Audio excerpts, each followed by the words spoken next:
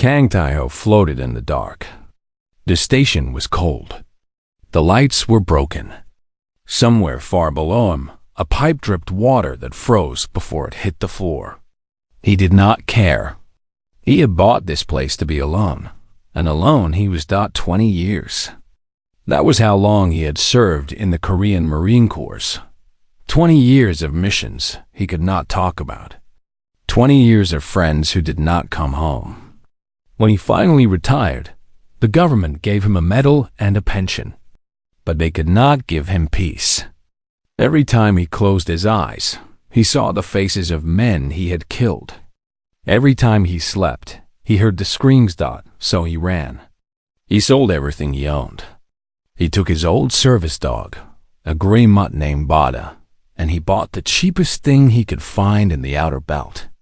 Orbital platform K-14, a station so broken that even the salvage companies did not want it. Perfect. The first month was hard.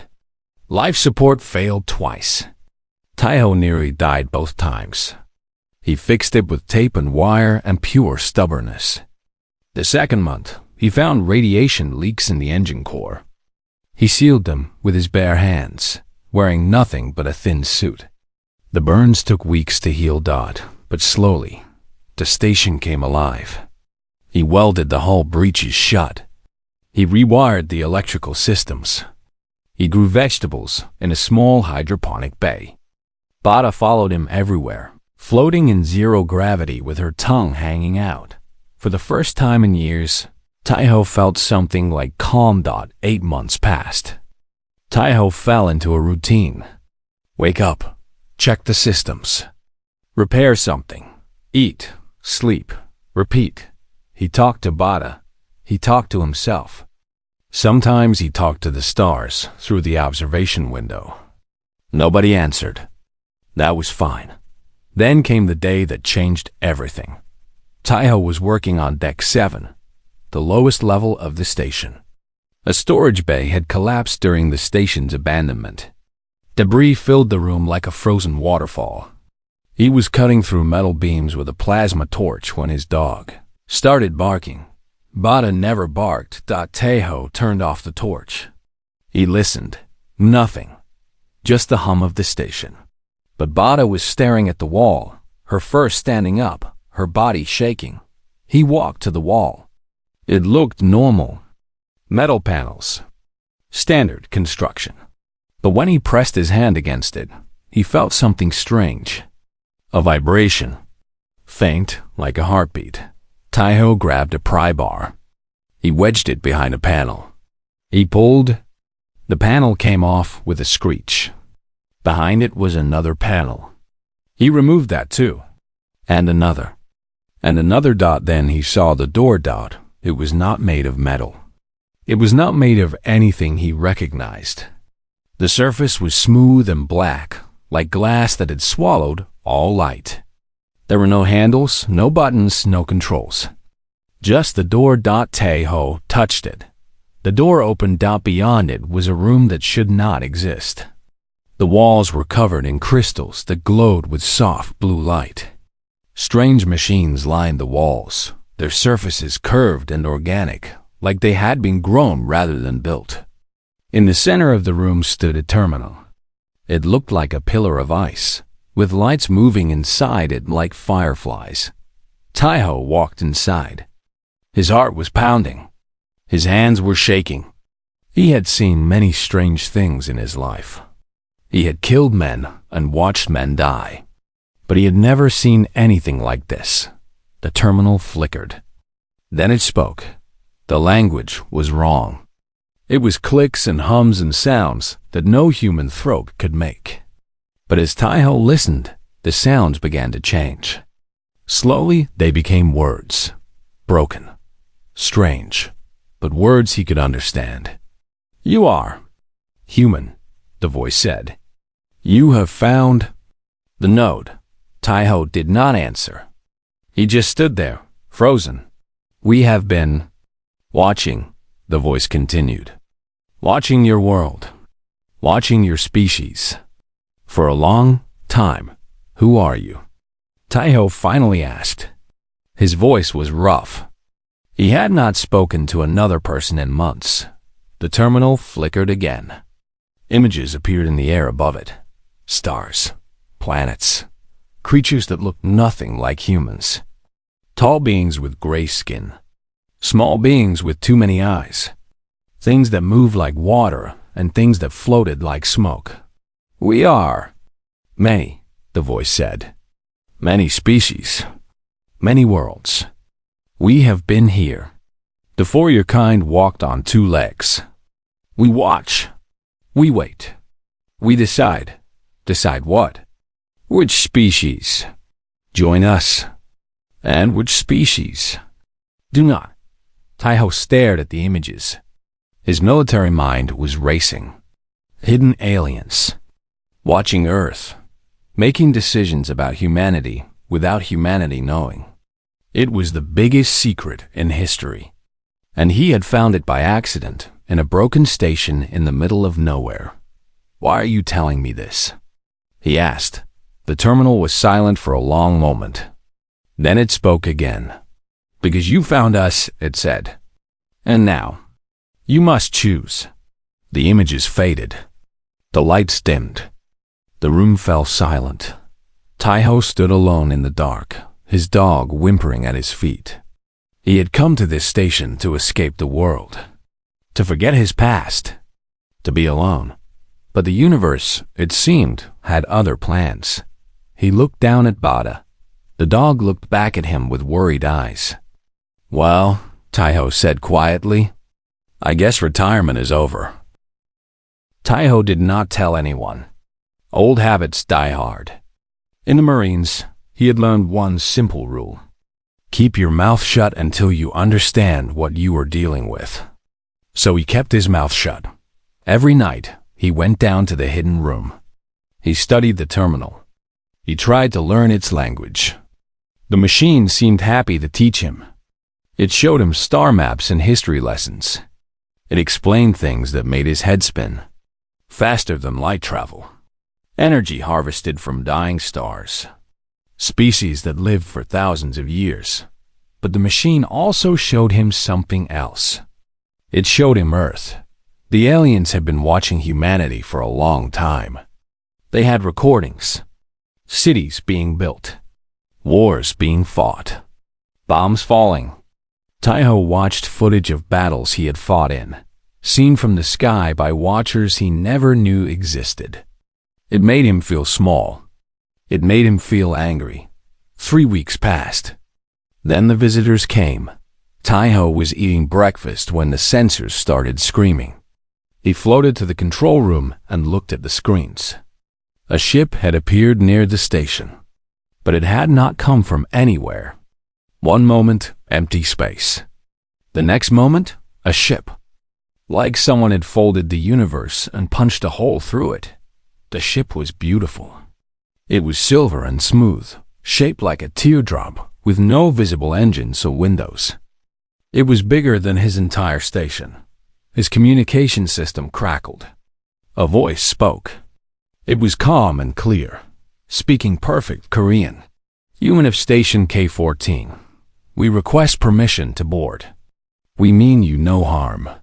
Taiho thought about saying no. He thought about hiding. But what was the point? They had come all this way.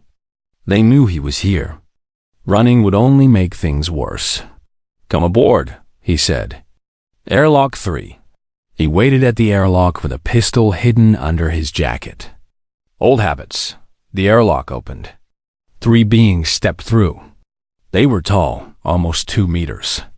Their skin was gray, their limbs long and thin, their eyes large and dark. They wore simple robes that seemed to change color as they moved. They looked fragile. They looked peaceful. But Taiho had learned long ago that looks could lie. The one in front stepped forward. When she spoke, her voice came from a small device on her chest. It translated her words into Korean. I am Val, she said. We are members of the Galactic Accord. We have come because you found our monitoring station. Taiho nodded slowly. And now you want to erase my memory or kill me. Vel tilted her head. It was a strangely human gesture. No, we want to talk. May we sit? Taiho led them to his small living area. He made tea because he did not know what else to do. The aliens held the cups carefully, like they were made of glass. They did not drink. Let me explain, Vel said. The Galactic Accord is an alliance of 12 species. We have existed for over 100,000 years. We manage the galaxy. We prevent wars. We help young species grow. And you watch, Taiho said. You watch species without telling them. Yes, we observe. We wait. We decide when a species is ready to join us. And humanity is not ready. Vel was quiet for a moment. No, your kind is young, violent, unpredictable. You have great potential. But you also have great danger. Taiho laughed. It was a bitter sound. So you hide in the shadows and judge us, while we fight and die and struggle. Nice. We do not judge, Vel said. We protect. If we revealed ourselves too soon, it could destroy your species. Many species have collapsed when they learned they were not alone. We have seen it happen. Taiho set down his cup. So, what happens now? You found me. I found your station. What do you want? Vel looked at her companions. They exchanged a glance that Taiho could not read. Then she turned back to him. We want to offer you a choice. We can erase your memory of this. You will forget everything. You will return to your quiet life. Or, she paused. You can become something new. A bridge between our worlds. A watcher. The first human to know the truth and work with us. Taiho stared at her. Why me? I am nobody. I am a broken soldier hiding in space. You need a diplomat. A scientist. Someone important. We need someone who survives, Vel said. That is what humans do. We have watched your kind for a long time. You survive things that should kill you. You fight when you should run. You hope when you should give up. She leaned forward. That is why you interest us. That is why you frighten us. Before Taiho could answer, the station shook. The lights flickered. Alarms started screaming. Taiho moved. 20 years of training took over. He was at the control panel in seconds, reading the sensors. Ships, dozens of them, dropping out of that strange folded space all around the station. The Korath, Vel said. Her calm voice had changed. There was fear in it now. They found us. They tracked our ship. Who are the Korath? Exiles. They were removed from the Accord for their violence. They hate us. They will kill us all. The station shook again. Something hit the hull. Taiho looked at the three aliens. They were frozen. Their large eyes were wide with terror. They had no weapons. They had no plan. They did not know how to fight, but Taiho did. He pulled the pistol from his jacket. He checked the charge. He looked at Vel. Get to the core. The walls are thick there. Seal the door behind you. What will you do? Taiho smiled. It was not a nice smile. It was the smile of a man who had spent 20 years learning how to kill. I will welcome our guests. The Korath were ugly. That was Taiho's first thought when he saw them. They were covered in dark scales. Their mouths were full of teeth. Their arms ended in claws that looked like knives. They moved fast, like predators hunting prey. 12 of them breached through airlock 2. They expected to find soft aliens and easy kills. Instead, they found Taiho. He killed the first 3 before they knew he was there. The pistol made no sound in the vacuum of the damaged airlock. 3 shots. 3 bodies. The others scattered, taking cover behind debris. Taiho did not wait. He had studied this station for 8 months. He knew every corridor, every shadow, every weak point. He moved through the dark like a ghost. The Korath spoke to each other in harsh clicks and growls. Their translators turned it into words Taiho could understand. One human. Just one. Find it and kill it. They spread out. Bad mistake. Taiho picked them off one by one. A shot from the darkness. A blade across a throat. A body pushed into an open airlock. By the time they realized what was happening, half of them were dead, but more were coming. Taiho reached the control room. The screens showed the situation outside. 30 ships surrounded the station. More were landing on the outer hull, cutting their way in. He counted at least 200 hostiles, 200 against 1. Taiho had faced worse odds, but not by much. He thought about the old defense grid. The station had been a military outpost once, before it was abandoned. The weapons were still there, hidden in the walls, powered down for decades. He had found them during his repairs, but never activated them. Time to wake them up. His fingers flew across the controls. Systems came online. Power flowed through cables that had been cold for 50 years. Outside, hidden panels opened on the hull. Guns emerged. Old guns, simple guns, but guns that still worked. Taiho smiled and pressed the button. The first Kara ship exploded in a ball of fire. Then the second. Then the third. The defense grid swept across the attacking fleet, hitting anything that moved. Ships tried to escape. The guns followed them, tearing them apart. But it was not enough. Some ships got through. More Korath poured into the station. Taiho left the control room. He could not hold them all back with the guns. He needed something else. He needed to be creative. He ran to the mining bay. During his repairs, he had found a dozen automated mining drones. Small machines designed to break apart asteroids. They had drills and cutting lasers and small thrusters. Taiho reprogrammed them in 3 minutes. The drones launched from the station like angry bees. They flew at the remaining Korath ships and did not stop.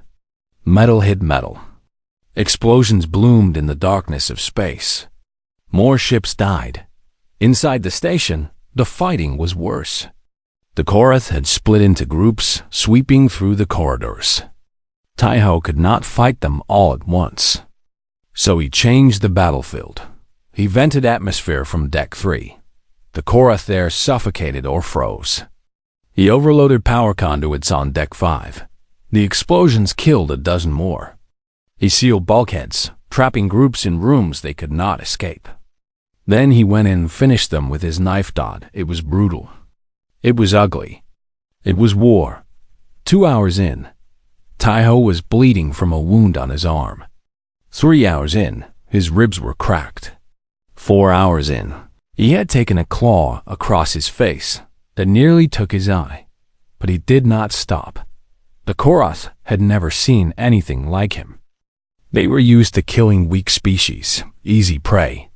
They did not know what to do with a creature that kept fighting no matter how much it bled. Their leaders screamed orders. Find the human. Kill the human. But every team he sent came back dead or did not come back at all. The final battle happened in the cargo bay. Taiho was out of bullets. His knife was broken. He had nothing left but his hands and his will to survive. 20 Korath cornered him against the wall. Their leader stepped forward, claws raised. "You are brave for a monkey," the leader said. "But you die now." Taiho looked at him. Blood dripped down his face. His body was screaming with pain. But he smiled. "You talk too much." He hit the button on his wrist. The cargo bay doors opened. Air exploded outward into space.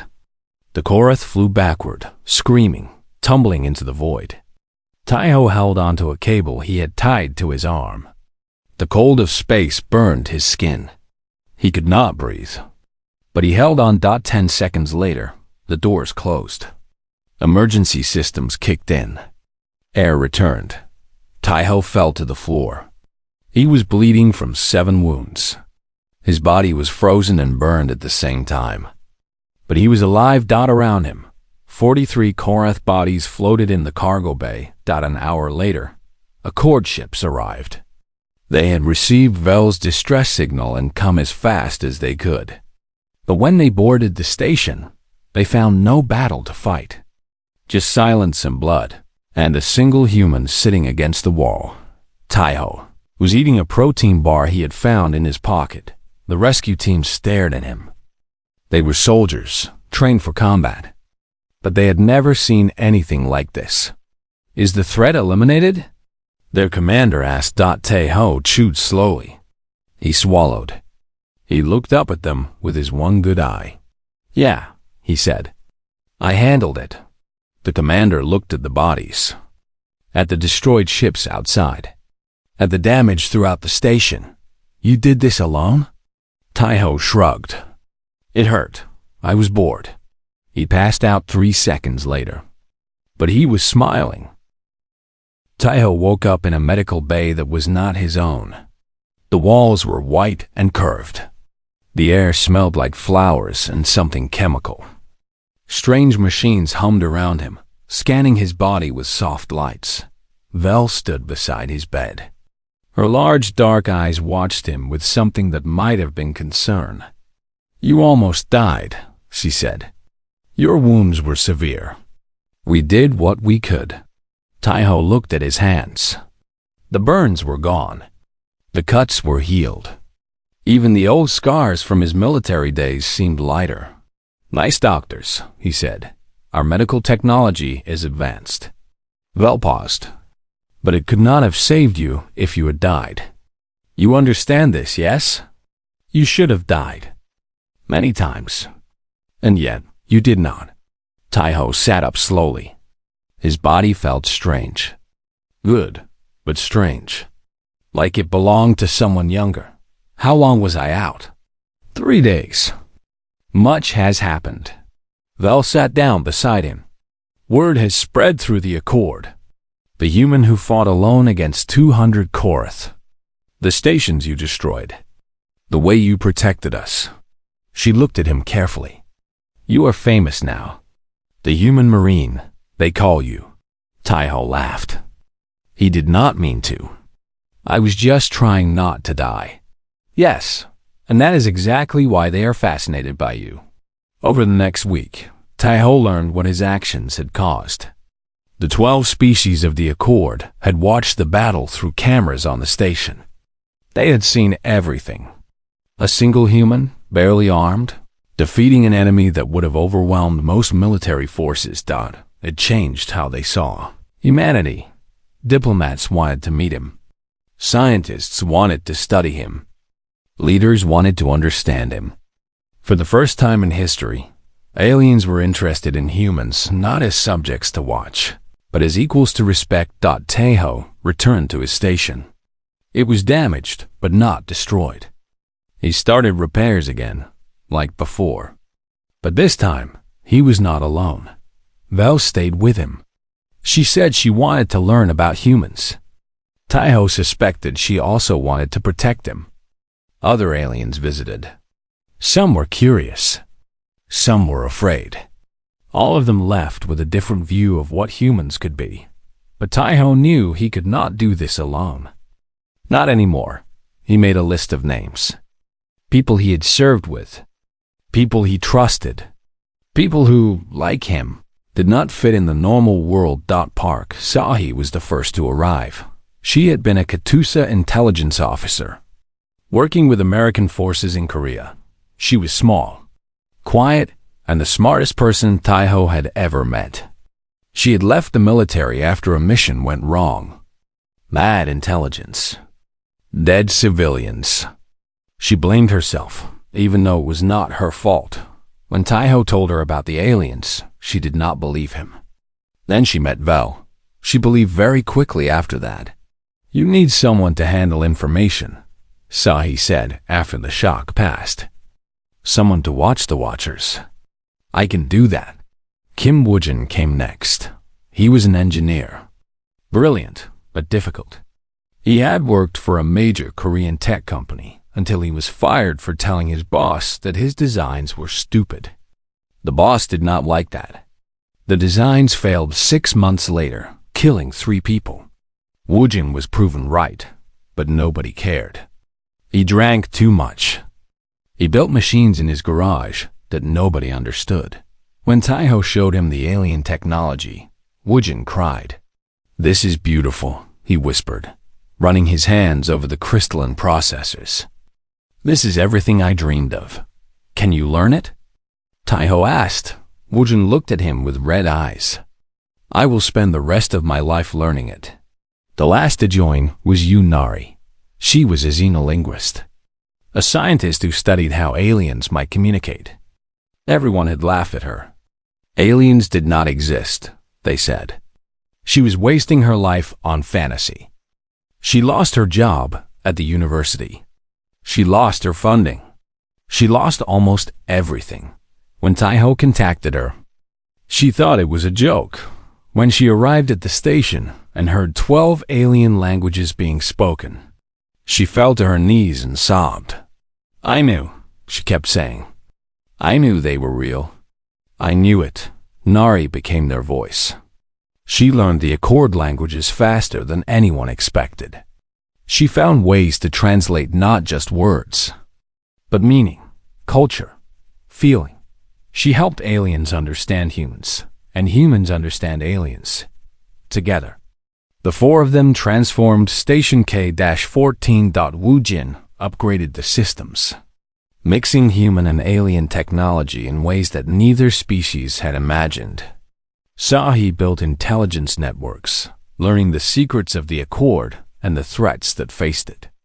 Nari opened doors, creating conversations between species that had never spoken before. And Taiho led them, the broken soldier who had become something new. The station became a meeting place, a trading post, neutral ground where anyone could come, regardless of species or history. Aliens who had hidden from each other for centuries sat at the same table and talked, but not everyone was happy. There were factions in the Accord that feared humanity. They had seen Earth's wars. They had watched the atomic bombs fall. They knew what humans could do when they were angry.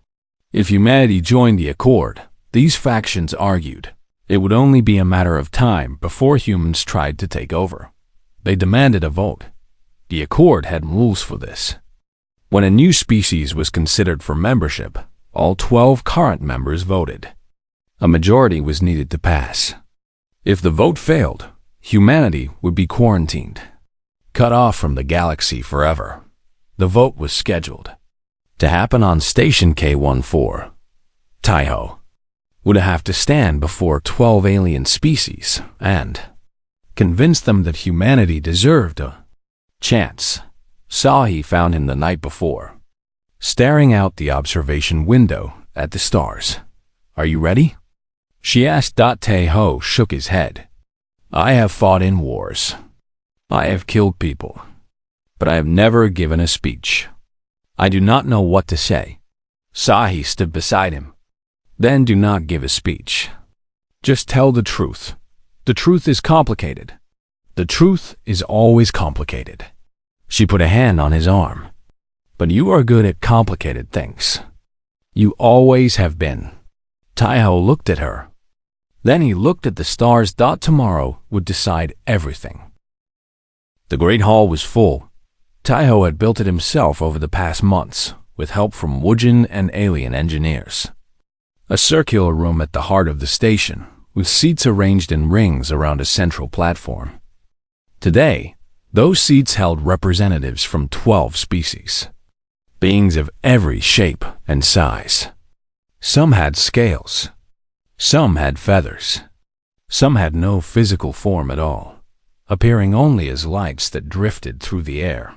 They had all come to decide the fate of humanity. Taiho stood in the center. He wore simple clothes. No uniform. No medals. Just a man in warm pants and an old jacket. Beside him sat Bada, his dog, who had refused to leave his side. Vel spoke first. introducing the proceedings. Her translator made her voice echo through the hall. We gathered today for a rare event. A new species stands before the Accord, asking for membership. This species is young. They have been watched for only a short time. But recent events have shown that they may be ready. She looked at Taiho. The human representative will now speak. Taiho cleared his throat. His hands were shaking slightly. He had faced death many times without fear. But this was different. This was not about his life. This was about everyone's. I do not know how to give speeches, he began. His voice was rough, honest. I am a soldier. I spent 20 years fighting wars on my planet. I killed people. I watched my friends die. When I left the military, I came to this station to hide. I wanted to be alone. I wanted to forget who I was. He paused. The hall was silent. Then I found the node. I met Vel and her people. I learned that my species was being watched, studied, judged, and I learned that many of you think we are too dangerous to join you. Murmurs spread through the crowd. Some of the alien delegates shifted uncomfortably. You are not wrong, Taiho continued. Humans are dangerous. We fight wars over land, over ideas, over things we cannot even see. We have weapons that can destroy our own world. We hurt each other in ways that you cannot understand. More murmurs. Worried ones. But that is not all we are. Taiho looked around the hall. He met eyes that had no pupils, faces that had no mouths, forms that had no shape. When the Korath attacked this station, I fought them alone. Not because I am special. Not because I am brave. I fought because that is what humans do. We fight for things that matter. We fight for people we have never met. We fight even when we know we cannot win. His voice grew stronger. You have watched my planet for a long time. You have seen our wars. But have you seen the other things? Have you seen a human run into fire to save a stranger? Have you seen a mother lift a car to save her child? Have you seen people give their lives for ideas they believe in? Silence. We are young. We are loud. We are violent. But we are also curious. We look at the stars and wonder what is out there. We ask questions that have no answers. We reach for things we cannot touch. He paused. And we never, ever stop trying to be better. He looked at Vel, then at the delegates who had argued against humanity. I am not asking you to trust us. Trust must be earned. I am asking you to give us a chance. Let us prove who we can be. Let us sit at your table and learn from you. And maybe, one day, you will learn from us too. He stopped talking. There was nothing else to say. The vote began. Each species had one representative. Each representative had one vote. They spoke in turn, announcing their decision to the hall. The first species voted yes. The second voted yes. The third voted no. Taiho's heart pounded. He stood perfectly still, watching, waiting. The fourth voted yes. The fifth voted no. The sixth voted no. Halfway done. 3 yes, 3 no. Everything balanced on a knife's edge. The seventh voted yes. The eighth voted yes. The ninth voted no. 6 yes. 4 no. 2 remaining. The 10th representative rose. They were a being of light, a species that existed only as energy. Their voice was like music. We have watched the humans longer than any other species here. We have seen their darkness, but we have also seen their light. We believe they deserve a chance. Yes. 7 yes. 4 no. 1 vote left. The final representative rose. They were ancient, even by galactic standards. A species that had been part of the Accord since the beginning. Their vote carried great weight. The hall held its breath. Humans are a risk, the representative said. They may destroy themselves. They may destroy others. They may bring chaos to our ordered galaxy. Taiho's heart sank. But the representative continued. Chaos is not always bad. Sometimes it brings change, growth, evolution. Perhaps the galaxy has been too quiet for too long. The representative looked directly at Taiho. We vote yes. 8-4. For the first time in thousands of years, a new species had been accepted into the Galactic Accord. The whole erupted. Some delegates cheered. Some stayed silent. A few walked out in protest. But it was done.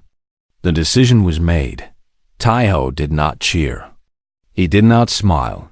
He just stood there, breathing, trying to understand what had happened. Vel approached him. Her large eyes were bright. You did it, she said. Your kind has a seat at the table now. Taiho looked at her. I did not do anything. I just told the truth. Sometimes that is the hardest thing to do. Later, after the delegates had left, Taiho stood alone at the observation window. His crew found him there. Sai, Wujin, Nari. Bada pressed against his leg, tail wagging. What now? Sai asked. Taiho watched the stars. There were so many of them. So many worlds. So many species.